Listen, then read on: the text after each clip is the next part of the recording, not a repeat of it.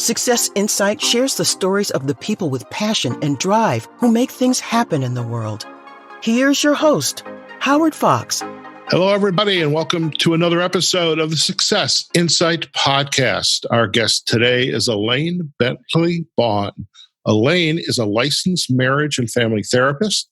She holds a certification in EMDR, which is eye movement, desensitization, and reprocessing, a brain-based rapid processing therapy for trauma.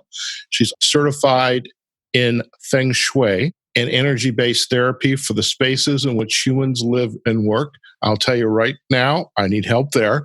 And Elaine is also a lifelong writer. Her poetry book, This Language River, was published in 2009. She has edited and written articles and book reviews for various organizations, including the American Association for Marriage and Family Therapy publications, Family Therapy News, and a variety of websites.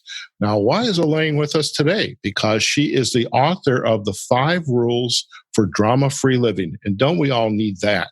The 5 rules in this book will help you manage stress, make mindful choices about your life, increase life satisfaction, and regain power over your daily life. Elaine, welcome to the Success Insight podcast. Thank you, Howard. That was a lovely introduction. You've done your homework. I try to, and I have to say, as I was getting into this, I'm like, I think I need Elaine's help here. And I do. I also want to share, in the spirit of full disclosure, I did load your book on Kindle, and I am getting ready to really dive a lot deeper into it, because I think drama-free living, we all need a little bit of that. And I'd love if you could share a little bit about that, but give folks a little bit of a background of who is Elaine Bentley Baughn, your background, and how you got into writing this book. Well, the book, in a sense, was an accident. Like you said, I've been a therapist for a very long time. And I found after about 10 years in the field that there were certain things that most people needed to learn. And I started writing them down in brief essays to hand out to my clients as homework. And there came to be so many of them that they kind of acquired critical mass and told me they wanted to be a book. It took me a couple of years to put them together and edit them down into the most efficient way to present them. And that became this book. Fantastic. So let's talk a little bit about your clients that you work with. So you were in marriage, family therapy. And so these insights that you were getting was as a result of that body of work as a therapist, or was there other aspects within your personal, professional life that helped inform what was going to go on in this book? Well, the MFT training, it basically says that whoever's in your office, whether it's a couple, family, or an individual, you're looking at them through the lens of the system they come from, the system they currently live in, the systems they create. Mm-hmm. Even if I'm seeing an individual, I'm thinking about them in their role in their family of origin, their role in their family of choice, their role in their workplace, and how those patterns create and reinforce certain things that may or may not be helpful to them in life. Okay. That's the MFT piece. I'm always thinking in terms of systems.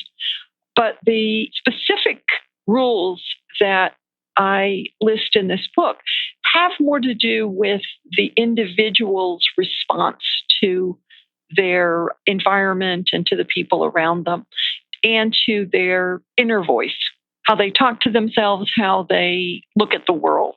All right. Well, let's talk a little bit about those rules. And are they hierarchical, one feeds on the other, or are they standalone and just perhaps interdependent with each other? They certainly relate, but I look at them as, if people say, why rules? When I suggestions or ideas.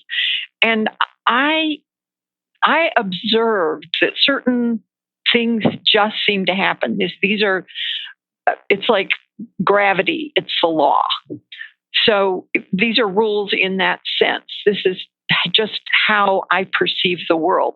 The first rule, for example, is that there is one and only one thing in the world that I have power over and responsibility for, and that's the one in the mirror. Sure. The idea is that the more we either abdicate responsibility for our own behavior or try to manage other people so that we can be happy, we waste our energy. We get to the place where we think of ourselves as victims. Oh, look what you've done to me, or why not? Does anything ever work out for me? Or we're so busy trying to fix someone else so that we can be happy that we are sometimes even push them away by trying to get them to be just what we want them to be so that our own needs get met. Okay. And so what rule would come after this initial rule? The next one, and these are not sequential in that sense. These are often, these next two especially are the ones that I specifically cover with my clients pretty much in the first session. Okay. Number two is that we are all containers for feelings. Whatever we've experienced that we haven't fully emotionally processed goes in the container, waits, stews, ferments, and at some point may start to leak out, boil over, or explode. And people say, you're overreacting. What they don't understand is that you're responding to not only what just happened, but to what it reminds you of. Oh my, yes.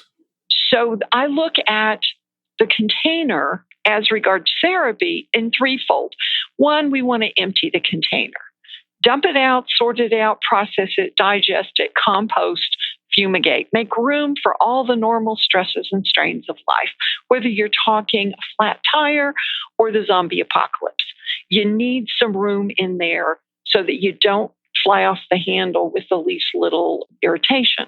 The second thing, as regards the container, is learning not to put new stuff in it. That means dealing with stuff as it comes up. Instead of saying, it's okay, it's okay, it's okay, the hell with you, when you blow off. It means learning how to say, I'm not really okay with that. Courteously saying no with respect. Sure. So that we don't have to stuff our resentments. And then the third thing is maintenance of the container itself. And that's based on the idea that the body is the container. So it's about good physical care of the self, whether it's decent diet, some exercise, routine medical exams. I'm a huge fan of integrative medicine, so acupuncture, chiropractic, massage. Also, two that are aspects that are a little bit more on the woo-woo side. One is spiritual quality, about meaning. What brings your life meaning? And the other is, what do you do that gets you into a flow state, that brings you joy in a place where there's no separation between the ego and the doing of it? So it might be knitting, it might be gardening, it might be dancing, it might be singing, but whatever it is that you can kind of lose yourself in, because it provides respite. It provides a rest for the brain. And the subconscious mind creates all sorts of wonderful results when we get out of our own way. Wonderful. Obviously, I'm really passionate about this. You know something, this is perfect information and definitely a embarking point to want to learn more. And so we've covered at least two of those rules. What's number three? Well, the third rule is basically the idea that feelings don't mature. We come into this world, little tiny beings, already loaded with the programs for feelings. What matures is our capacity to manage ourselves when we have those feelings. I'll talk about thinker and feeler, adult and child, maybe cognition, emotion, really talking about two different parts of the brain. The thinker, the prefrontal cortex, is the most mature part of the brain. The feeler is basically a cluster of portions of the brain called the deep limbic system. The feeler part of us is our, you might say, inner 3-year-old. That part of us that tells the truth, but doesn't worry about what other people think. So my feeler knows that I like ice cream. But if my feeler's in charge, and there's ice cream in the freezer, maybe going to eat all the ice cream and have some negative consequences as a result. Maybe a headache from the cold, a tummy ache from the volume, and there's no ice cream to share with anyone else. If I let my thinker, which understands about consequences, cause and effect, if I let my thinker help my feeler, then I can have a little bit of ice cream today, another bowl tomorrow, and there's still some to share. It's that balance between my adult, planful, organized self and my jubilant child self. That is my belief is that that's the big secret for happiness in life, is that balance, so that my thinker functions as a loving parent to the child self, and the child or the feeler functions as an intelligent informant to the adult. The child knows what I like, and the adult knows how to get it in a sustainable way. Sure.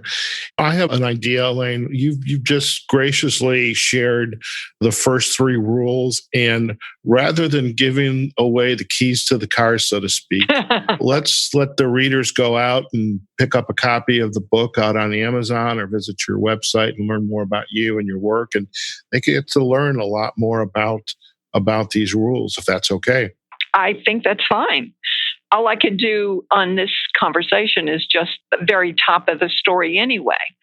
But I really appreciate the opportunity to get to share this. Oh, most definitely. And it's actually a topic that's very near and dear to my heart. I mean, I don't have the license training that you do, but coming up and being a career changer myself and going into coaching, leadership development, the style of coaching is what we call evidence-based. And it builds on a lot of the theories that you're talking about. And so you were actually speaking my language as I was listening to you. And definitely it brought up kind of a question for me is, who are going to be the consumers of the book, The 5 Rules for Drama-Free Living? I like the idea that anyone who is stressed could look at this as a tool for reducing their stress and adding to their joy.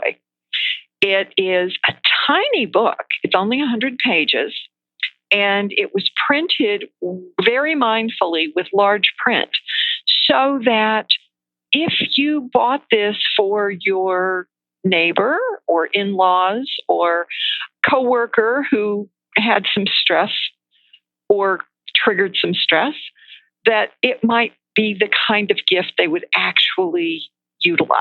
Many times self-help books they have a lot of information in them, but sometimes it overwhelms people who are not, especially those who are not avid readers. I made a point of writing this in a way that it's a little bit lighthearted. I'm told that it sounds like my voice, which is to say there's some humor in it and a very tiny little bit of strong language. But the idea is that anybody who, whether it's workplace or home life, it would be appropriate for older teens as well as adults. You don't have to be a big reader. It's written in essay form, which is to say each section is kind of complete in itself.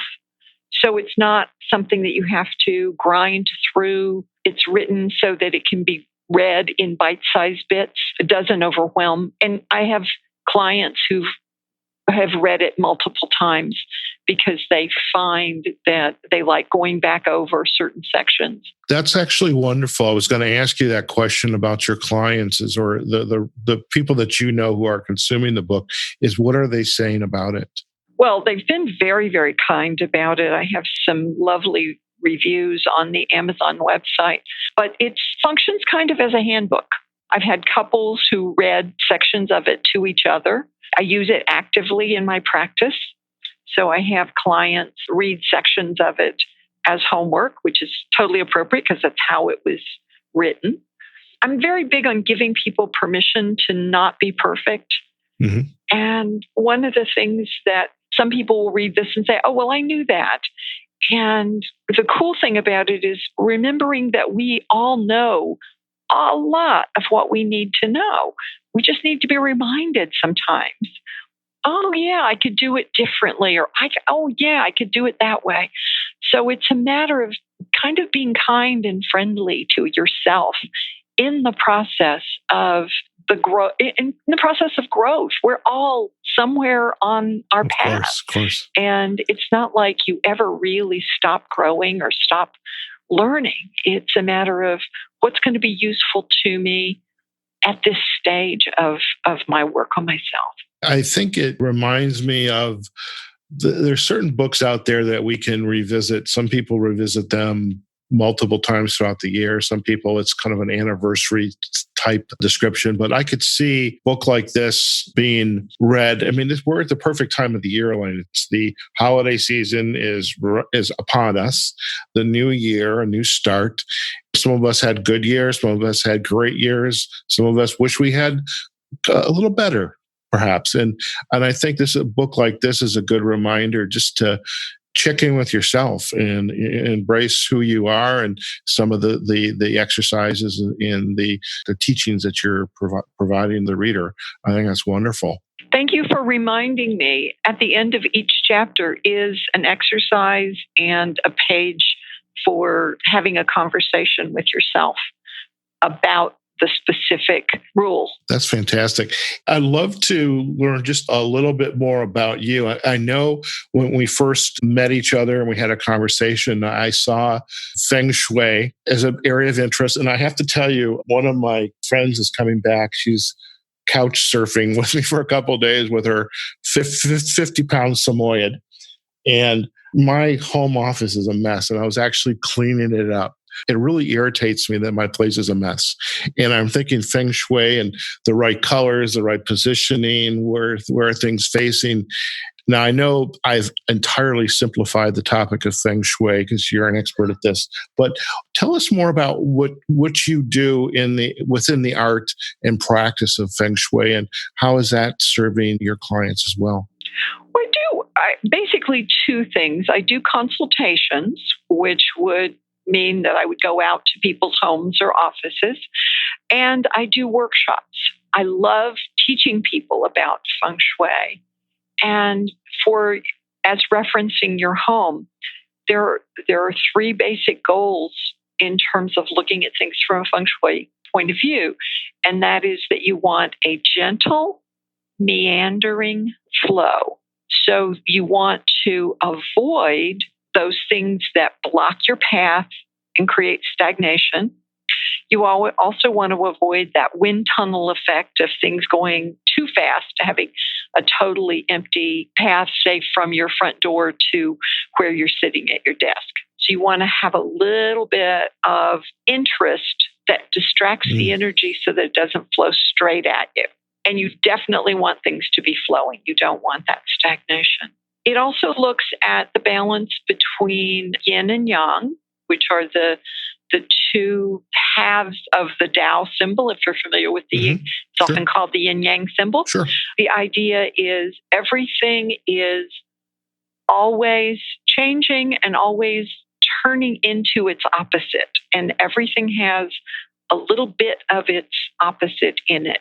So that quality of flow and transformation is a normal, ubiquitous part of life. Anything other than that would be stale and non-moving. The other thing that we look at for balance is the elements. And the elements from the Chinese point of view are slightly different than the elements that you might hear of in Native American or pagan tradition. There are 5 elements in Feng Shui: wood, metal, water, fire, and earth. And they have a system where one sort of begets the others, or the next one in the circle, and a system where one conflicts with. So water puts out fire, so that's the conflict, but water feeds wood. So using those elements in your space, the ideal is a balance of the elements, and particular ones can be chosen to enhance a particular area of your space, depending on what goals you have. And that's a whole lot in one little bit. And I don't. You did great. Thank you. You did great. I was thinking as you were sharing that, I think I need to have a closer relationship with Feng Shui and Marie Kondo. To clean up my mess, because I just things I don't need or haven't touched in a couple of years. I probably don't need those anymore. But that's a whole other story, and that's a different show. Yeah, and I would have to probably end up having to be a client of yours. So, listen, Elaine, I truly appreciate you taking the time to join us on the Success Insight podcast and sharing a little bit about your background and this book, 5 Rules for Drama-Free Living. I think I'm ready for a nice cup of tea and sit down and start enjoying the book. And listen, if our listeners would like to learn more about you and your work, where are the best places for them to go? Well, they can go to my website, which is a WordPress website. All they have to do is Google the words "Toward a Drama-Free Life," and they will find several links on there. I have a Facebook page, Elaine Bentley Baughn, MS LMFT. I'm also listed on the International Feng Shui Guild. That's FENGSHUI Guild. And I'm listed on Psychology Today website as well. Fantastic. And we'll most definitely put links back to those sites for our listeners, as well as the book site on Amazon. You know, there was one thing here that we didn't mention, and I thought this was pretty cool. And where was this? Your book was given an award. It was, the 47 best self-help books that every woman should read, and men, I should say. It's under self-improvement books and it was a website called, I'm going to let you pronounce this website. Is that Flipping? Flipping. I think. Yeah. I've been listed on a few lists, but I can't say how thrilling it was to be on the same list with some of my heroes in terms of the self-help world. It quite went to my head. Well, fantastic, and a hearty congratulations to you. And thank you very, very much. Anytime our others can join and embrace the work and your hard work, which you have been bringing to the table for many people for the number of years that you've been in practice. And this book is a gift. And hopefully, again, in the holiday season, hopefully people will take advantage of it and going on into the new year. And because heaven knows we need a lot more drama-free living, I believe. So you're doing a great service for a lot of people. Thank you. Thank you very much. All right, folks, we have just been chatting with Elaine Bentley Baughn, licensed marriage and family therapist. She's an expert in EMDR, as well as a certified in Feng Shui and energy-based therapy for space in which humans live and work. She's a lifelong writer, she's a poet, and we were chatting quite a bit about her book, and she shared 3 of the 5 rules from her book. And this book is the 5 Rules for Drama-Free Living. And if you have stress in your life, if you need some assistance in making mindful choices about your life, increase your life satisfaction, regain power over your daily life, this book is right for you. So do take advantage of it.